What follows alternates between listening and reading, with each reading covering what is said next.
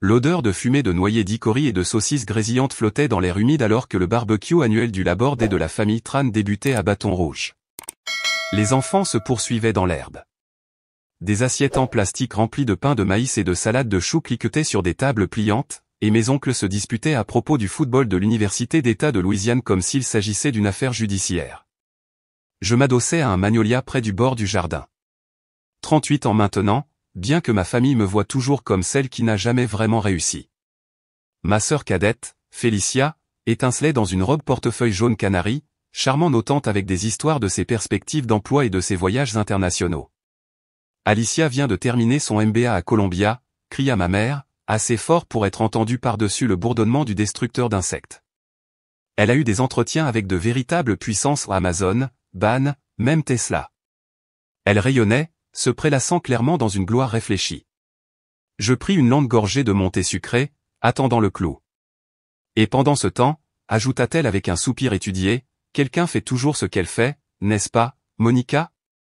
Je souris légèrement, imperturbable. De l'autre côté de la pelouse, mon père s'occupait du fumoir, tablier et bière à la main. Tu continues à t'amuser avec ce truc de technologie, demanda-t-il. Des tableaux de bord de données ou quelque chose?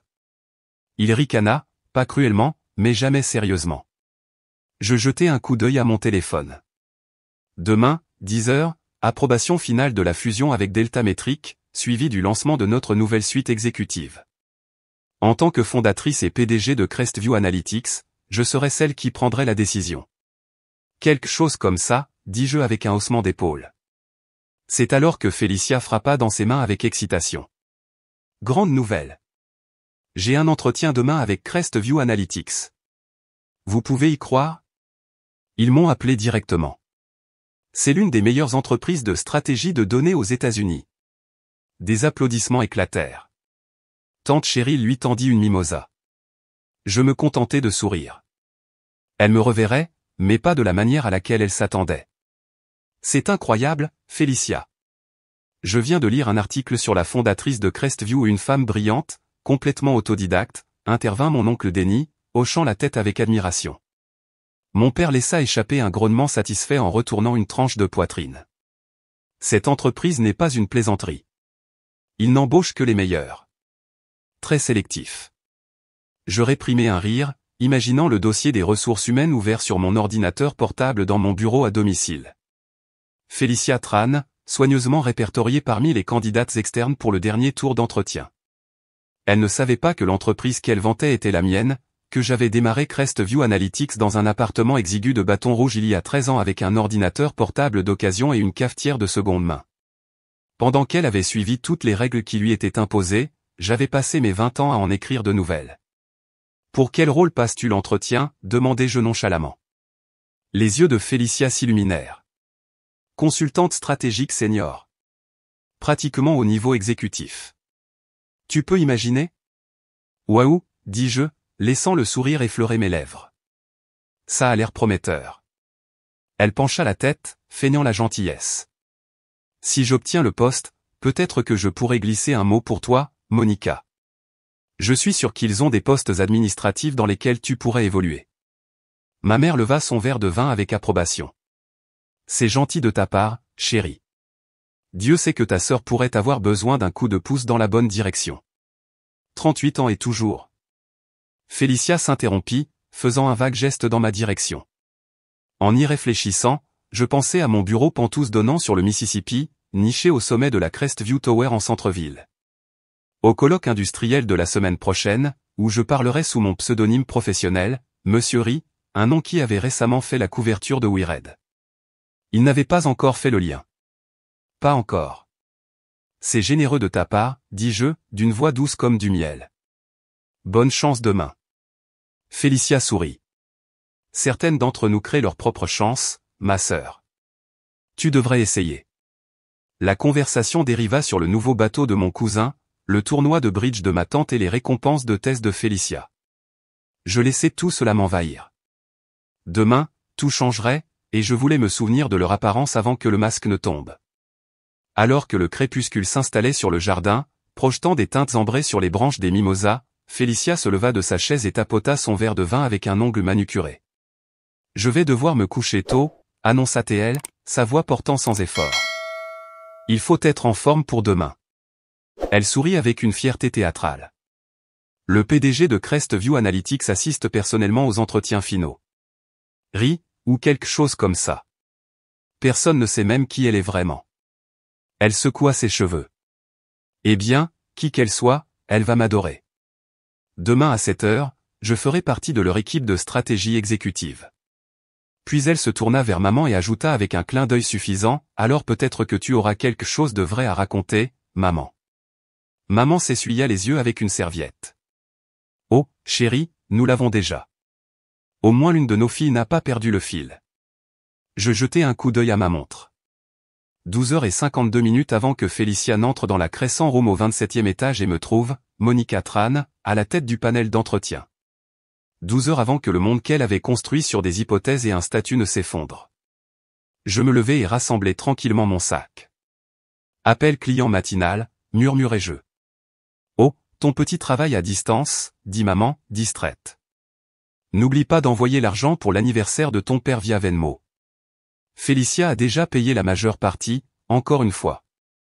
J'acquiesçai et me dirigeai vers mon SUV gris discret, celui que j'apportais toujours aux réunions de famille. Ma vraie voiture, une Mercedes AMG GT blanche sur mesure, restait garée dans mon garage en centre-ville. En sortant de l'allée, je pensais, demain, si tu veux voir le visage de Félicia quand elle réalisera qui est assis en face d'elle, clique sur s'abonner, parce que crois-moi, tu ne voudras pas manquer ce qui se passe ensuite. Quel gâchis. Elle ne peut même pas décrocher un vrai travail.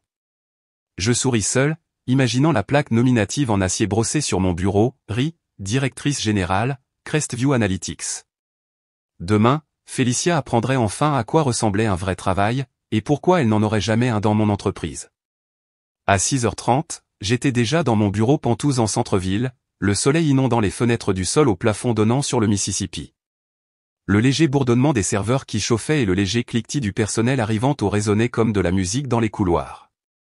J'avais construit chaque centimètre de cet endroit, et aujourd'hui, la boucle serait bouclée.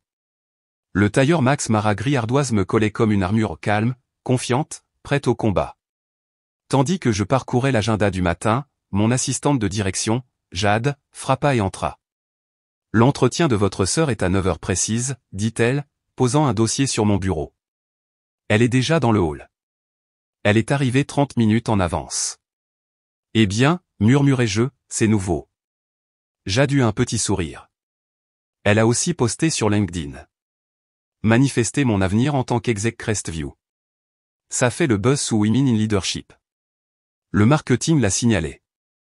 Je réprimai un rire. Vraiment? Le dossier semblait soigné, MBA de Columbia, stages impressionnants, références élogieuses. Mais je savais mieux. Ces stages, tirés du réseau d'affaires de notre oncle. Ces critiques élogieuses, des amis de la famille. Un CV de performance cousu de fil emprunté. Le conseil demande pourquoi vous participez à celui-ci, ajouta Jade. Assurance qualité, répondis-je, me levant de ma chaise.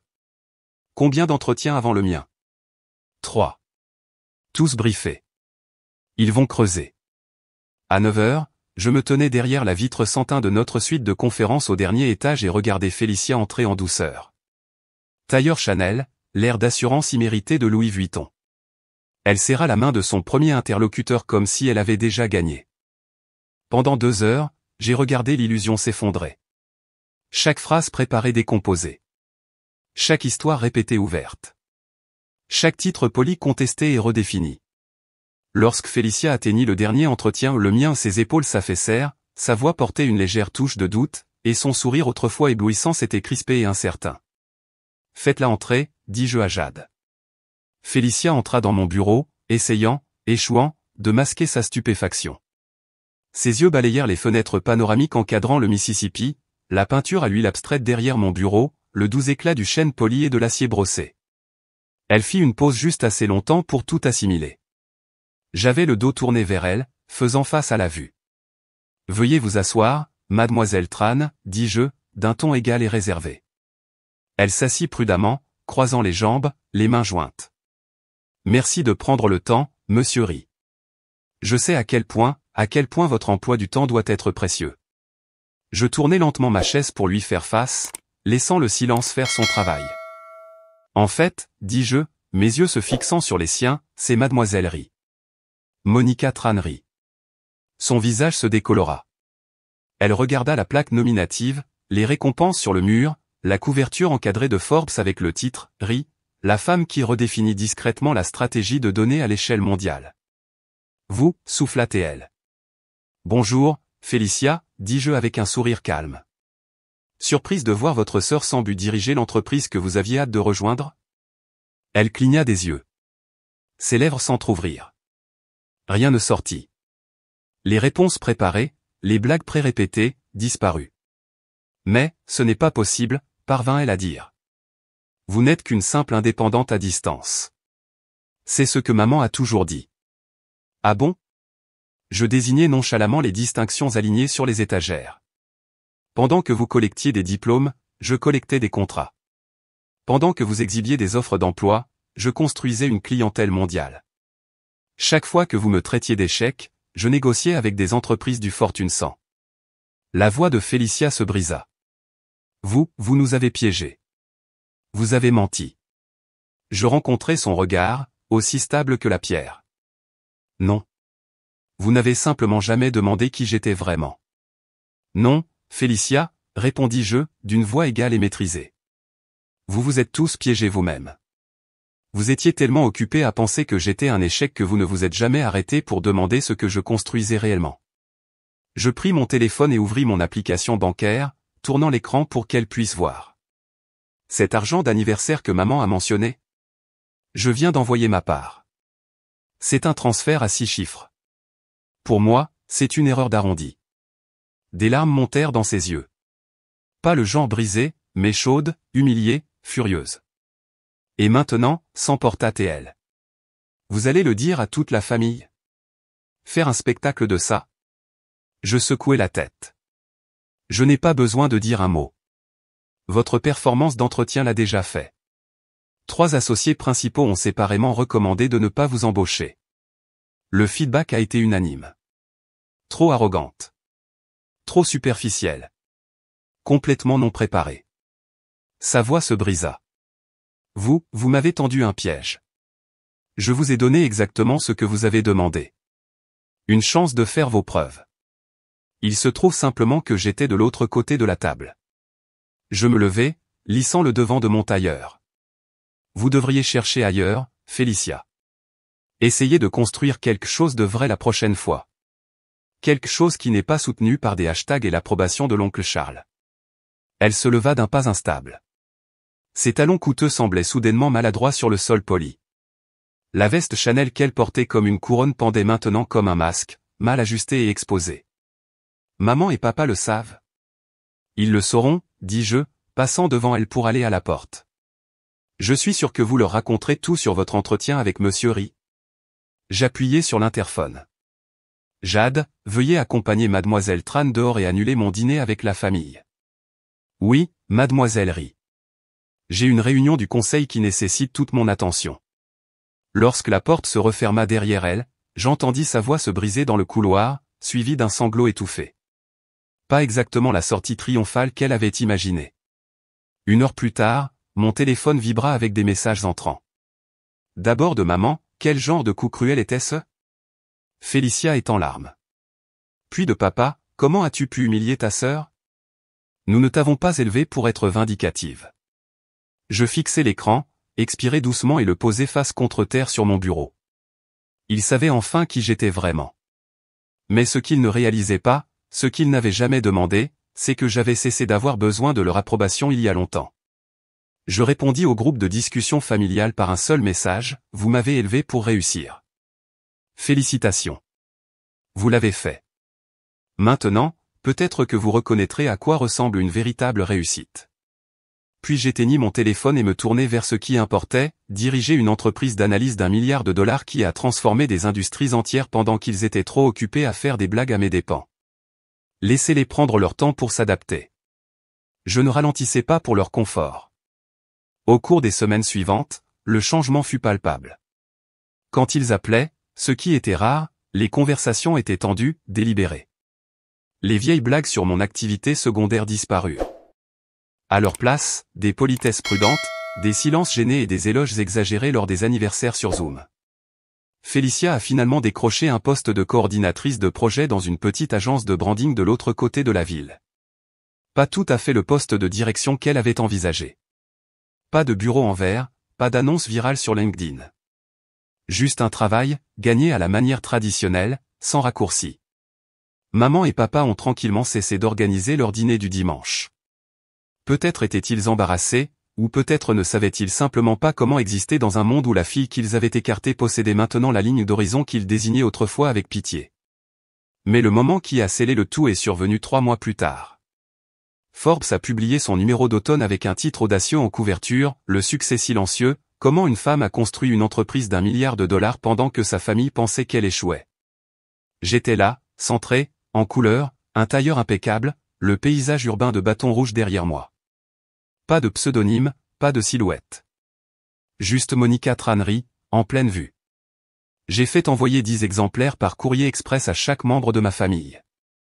Pas de carte, pas de message. Juste le magazine. Juste la vérité. L'article retraçait mon ascension, des petits boulots de freelance dans un appartement loué à la direction de l'une des entreprises d'IA les plus fiables d'Amérique. Il exposait les sacrifices, la stratégie et le silence qui m'avaient porté ici, juste sous leur nez. Et à la fin, la dernière ligne disait, parfois, le succès n'a pas besoin de crier. Parfois, il signe simplement l'échec. Et pour moi, c'était suffisant. Je n'avais plus besoin de leurs éloges ni de leur permission pour être fier. J'avais construit quelque chose de réel, quelque chose de durable, quelque chose que personne ne pouvait minimiser avec une blague ou rejeter avec un haussement d'épaule. Laissez-les raconter leur version de l'histoire maintenant. Laissez-les réécrire le passé pour se faire paraître plus solidaires. Laissez-les prétendre qu'ils ont toujours cru en moi pendant qu'ils recalibrent leur récit. Je dirige Crestview Analytics dans une nouvelle ère, finalisant notre expansion en Europe, intégrant 2 contrats de niveau entreprise et encadrant la prochaine vague de fondateurs sous-représentés dans la technologie. Je fais ce que j'aime avec une équipe que je respecte, construisant des systèmes qui comptent. Le succès a déjà parlé. Doucement. Clairement. Et sans excuse. Et je n'ai aucune intention de baisser le volume maintenant. Si vous avez déjà été négligé par les personnes censées croire en vous, croyez-moi, je vous vois. Je sais ce que c'est que d'être dans une pièce pleine de famille et de se sentir invisible. D'être celle que l'on interrompt, dont on se moque, que l'on sous-estime. On me disait trop vague, trop émotive, trop peu pratique. On me disait que je manquais de direction pendant que ma sœur accumulait les récompenses et les applaudissements. J'étais considérée comme l'élément imprévisible de la famille. Inoffensive. Oubliable. Mais je n'ai pas discuté. Je ne les ai pas suppliés de me voir. J'ai laissé le silence parler. Et pendant qu'ils parlaient, je construisais. Maintenant, ils ne peuvent pas détourner le regard. Cette histoire n'est pas une vengeance, c'est une résilience. Il s'agit de se redéfinir selon ses propres termes. Il s'agit d'entrer dans son propre pouvoir, surtout quand personne n'applaudit. Donc, si vous avez déjà ressenti le besoin de minimiser vos victoires, si vous avez déjà construit quelque chose de beau dans l'obscurité juste pour éviter le jugement, ou si vous continuez d'avancer malgré le doute, laissez un commentaire ci-dessous et parlez-moi de cela. Dites-moi sur quoi vous travaillez. Dites-moi qui vous a sous-estimé et ce que vous avez fait quand même. Dites-moi ce qui vous donne de la force quand personne n'encourage. Pas pour la validation, mais pour la paix. Et si cette histoire a fait réagir quelque chose en vous en disant « c'est moi », appuyez sur le bouton d'abonnement. Ce n'est pas seulement une chaîne pour les histoires d'outsiders. C'est un espace pour les bâtisseurs, pour les rêveurs, pour les géants silencieux. C'est là que nous célébrons la force qui n'a pas besoin de projecteurs. Laissez-les rire. Laissez-les douter. Nous continuerons de construire. Parce que parfois, la meilleure façon de gagner est en silence, jusqu'à ce que votre nom soit sur le bâtiment. Avant de partir, comment allez-vous, vraiment? Quelque chose s'est-il bien passé aujourd'hui, ou tenez-vous simplement le coup, un moment à la fois? Laissez-le ci-dessous. Je lis chaque commentaire. Ce n'est pas seulement mon histoire. C'est la nôtre. Célébrons vos victoires silencieuses.